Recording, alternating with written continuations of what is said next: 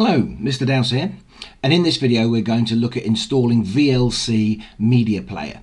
Now you might find this useful if you've tried to open a video file sent to you by your teacher and you only see a blank screen and hear the audio.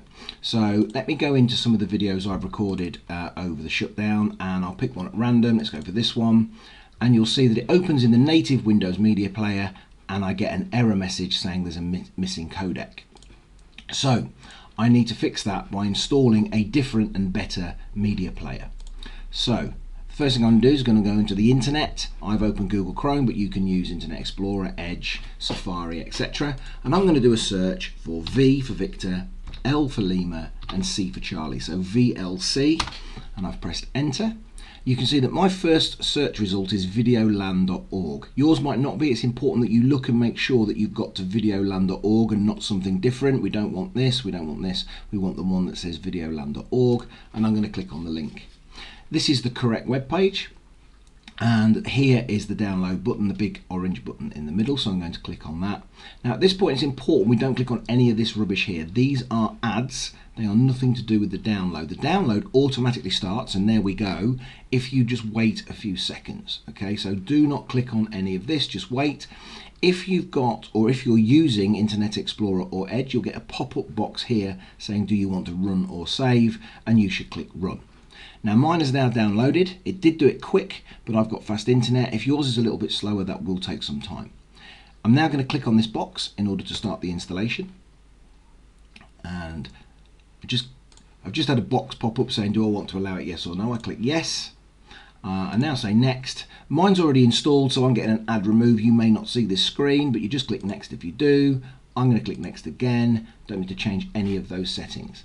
Now VLC Player does take quite a while to install, so you are going to have to be patient at this stage. My machine's quite a quick one, so that went through fairly quickly. Okay, here it says do I want to run VLC Media Player? Well, actually no, I don't, not at the minute. So I'm going to untick that box and I'm going to say finish. Now at this stage all of these video files will still play with Windows native player. So I'm going to change this one way, and then I'm going to show you a way to change all of your video files in one go, because you'll see if I change this one, these three have been done in a slightly different codec and they don't change at the same time. I'll show you what I mean. I'm going to right click and I'm going to say open with, and I'm not going to select VLC Media Player because that would just do it the once. I'm going to say choose another app. Now scroll down the list and select VLC Media Player, and then say always use this to open these types of apps, and say OK. Now what you can see is firstly that's just now opened and it's working in VLC. You can see the little traffic cone. However, it's only done it for this one file and not these three, and that's because this one was recorded with a slightly different codec to these three. These are a different type of file, so doing it this way won't make VLC Player your default player for every single type of video file, and I suggest you do that. So let's find a way of doing it for all of them in one go. I'm going to click on my little Windows search button and I'm going to type in control, and I'm going to select control panel. Once in control panel, if you don't see it like this, you just need to change this bit at the top.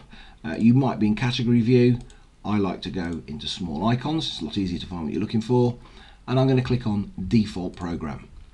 Once I've clicked on default program, I'm going to say set my default program, and I'm going to wait for the window to appear. And you can see here is my, there we are, my default video player.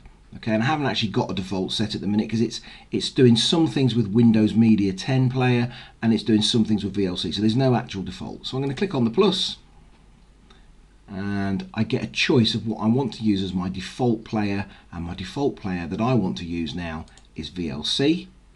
It's just taking a second to do that. Let's just be patient. Okay, that's gone through now, so I can now see that VLC Media Player is my default player for all types of video file. I'll close that down, and now all of my video files have got that little cone next to them, and if I open any of them, I get it opened in VLC with a little cone in the corner, and now I can see the video footage as well as hear the audio. So that is how I would suggest you get around that black screen problem. Install VLC, make it your default player, and you're sorted. Thanks for watching.